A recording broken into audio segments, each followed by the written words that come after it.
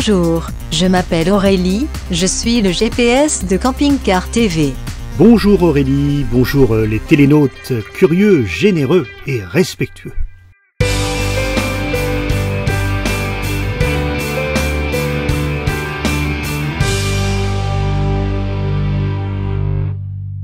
La semaine dernière, sitôt après le journal, nous nous sommes dirigés à Treyères, au nouveau centre technique nantais. Oui Aurélie, je tiens une promesse que j'avais faite à Laurent Rigolet il y a un an, lors de la livraison du Camping Car TV qui avait été préparé dans cet atelier. Et à l'époque, le projet de le restaurer était déjà dans l'air, et il m'avait demandé, le jour où il serait inauguré, d'être présent. Ben voilà, c'est chose faite. Nous avons passé une très bonne soirée, et le lendemain tu as rencontré le responsable technique du centre. Bonjour Jérémy Galloyer. Bonjour le jeu optimiste. Je suis ravi d'être chez vous, ici au tout nouveau centre technique nantais, et vous êtes le responsable, le directeur technique. Voilà, responsable technique pour la zone. Voilà, il y a une zone aujourd'hui, il y a deux zones dans le groupe Hippo West. Une zone sud et une zone nord. Sur la zone nord, on est Nantes, qui est quand même le siège social historique, et la partie rennaise. On en reparlera. Alors vous êtes un bébé hippo, c'est comme ça que vous êtes présenté hier soir lors de l'inauguration. Au fond, c'est un retour aux sources. C'est un retour aux sources puisque j'ai été recruté maintenant il y a une douzaine d'années par Laurent Rigolet et Sandrine Vessecker, à l'époque pour le groupement Hippocampe. Dans ce centre technique qui est aussi le bébé d'un homme, Laurent Rigolet. Notre entreprise est née il y a quasi 50 ans. Gisèle et Bernard Rigolet décident de se lancer dans l'aventure de la création d'entreprise. Alors hier soir, lors de l'inauguration, 3 générations étaient réunies au moment où on a coupé le ruban. Il y avait d'abord la maman de Laurent Rigolet et puis son fils. Le fils qui travaille justement au bureau Hippocampe, enfin pour la team Hippo France, là où moi j'ai commencé il y a plus de 10 ans.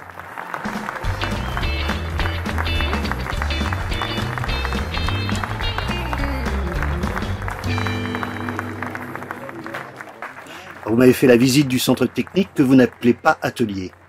Surtout pas, surtout plus. Un atelier, c'était 2 personnes, 3, qui étaient polyvalentes, souvent avec une grosse expérience, et donc finalement ça tenait plus aux hommes qu'à la structure. Ça tient toujours aux hommes, mais il faut aussi y mettre la structure. Et une structure aujourd'hui, ça ne s'appelle plus un atelier, c'est un centre technique, en fait c'est une concession de service aux clients. Le service après-vente, c'est aussi du commerce. Pas uniquement du commerce à but lucratif, mais le commerce, c'est être commerçant. Et commerçant, c'est accueillir le client. Et dans un atelier, par définition, on n'accueillait pas le client. Là, aujourd'hui, dans une concession, on l'accueille. Avec des services qui sont tous, pour la plupart, forfaités. Le but, c'est la transparence. Voilà. Pendant beaucoup d'années, notre métier a travaillé presque en régie, ce qui nous a valu des mauvaises réputations. Aujourd'hui, c'est clair, il y a plus de 80 forfaits, que ce soit un pose accessoire, dans l'entretien, dans la mécanique, totale transparence. Le but, c'est que en repartant, en laissant son véhicule, on sait combien ça va coûter. Alors quand on arrive, il y a un accueil très zen, très agréable, et puis on voit justement en transparence l'atelier. La zone Fiat, celle qui est mise en valeur, puisque si je voulais faire un peu d'humour, c'est la plus coûteuse, en tout cas en outillage et en logistique. Mais c'est celle aussi qui nous apporte la plus grosse plus-value, immédiate en tout cas, parce que 85% du marché est distribué par Fiat. Et aujourd'hui, voilà, le principe même d'un centre technique, c'est le regroupement des compétences, et c'est le regroupement des agréments, fabricants évidemment, fabricants aussi d'accessoires. C'est un peu le maître mot. C'est la transparence totale vis-à-vis du client. Donc il peut, en plus, c'est un côté un peu interactif, voir ce qui se passe sur son véhicule. Transparence aussi pour le personnel. Ça commence comme un rêve, hein. Et ça commence maintenant alors. Ça commence maintenant. Le bonheur commence maintenant. Voilà. Merci, Jérémy.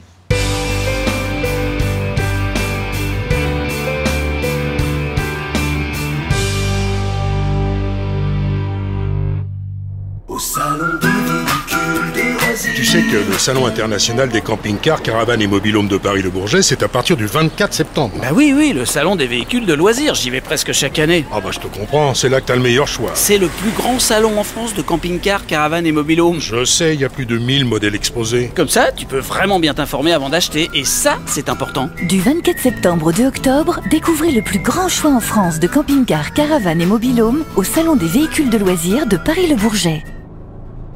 Voilà, on prépare depuis des mois et on a hâte de vous y trouver. Et on va pouvoir vous rencontrer vraiment. On prépare plein de surprises. On vous attend avec Aurélie et avec les amis du Jeu Optimiste qui vont nous donner un coup de main. Et on va placer une grande carte de France et une grande carte d'Europe. Venez avec vos bonnes adresses et vos idées de reportage. On va créer l'itinéraire des prochaines émissions. Tiens, regarde, on est tout près de Janzé. Tu te souviens ?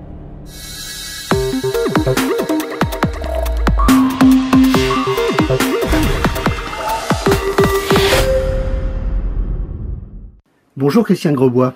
Bonjour le Géoptimiste. Je suis ravi d'être chez vous à Enigma Park. Exactement.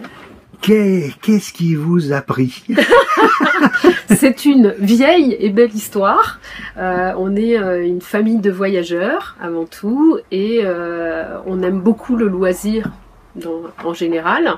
On avait des formations très différentes, un père technicien, un mari qui est bercé dans la logistique et le commerce, et moi-même qui étais directrice commerciale également dans un grand groupe. Et du coup, on a essayé de mettre en commun nos compétences et nos idées pour créer quelque chose autour du loisir, et on voulait un loisir intelligent. Alors c'est quoi?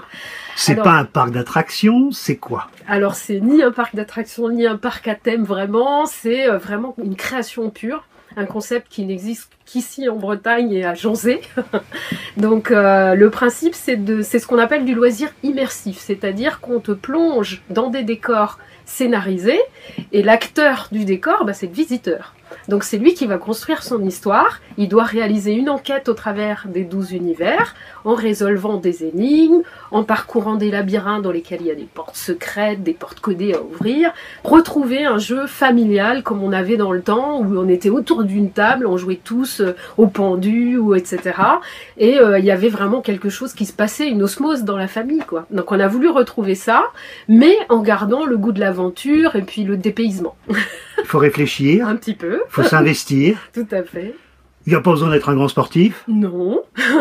Il faut avoir une bonne tête, mais en même temps, on ne vous demande pas, par exemple, une culture générale au-dessus de la moyenne. Hein. C'est plus des jeux d'observation, d'adresse. Beaucoup vont arriver à trouver les réponses parce qu'ils vont sortir du cadre, essayer de voir ce qu'il y a autour, et pas simplement là, juste devant ses yeux. Rassurez-moi, j'ai vu 1 ou 2 squelettes. Ce sont pas des visiteurs qui n'ont pas trouvé la sortie. Si, ils sèchent encore à droite à gauche. Non, je plaisante. Donc effectivement, dans la scénarisation, il faut que vous soyez vraiment transporté par le décor. Donc on a tenu à vous faire traverser et le temps et l'espace en étant le plus réaliste possible. C'est un peu BDifié. Tout à fait. Mais ça reste très sérieux au niveau historique. Exactement. On a voulu un lieu qui soit à la fois ludique et culturel. Donc toutes nos scénarisations sont documentées. Donc quand vous voyez un cartouche en Égypte, c'est un vrai cartouche. Il respecte l'histoire, il respecte la lecture de Champollion, Champollion serait content. Il serait content, il serait très content de nous rencontrer.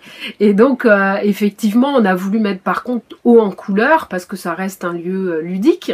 Donc la BD, ça nous permet aussi ça nous permet de rester dans des couleurs gaies, etc. quoi. Donc Christiane, merci de m'avoir reçu. Merci. Et à très bientôt. À très bientôt. Au revoir.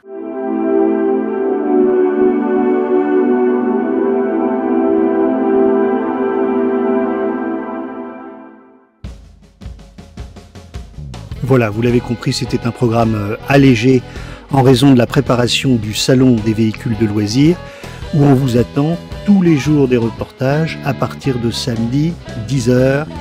À très bientôt, Aurélie. À bientôt tout le monde. Pour profiter pleinement des nouveautés à venir, téléchargez l'application Camping Car TV qui est gratuite. On se retrouve dans quelques heures.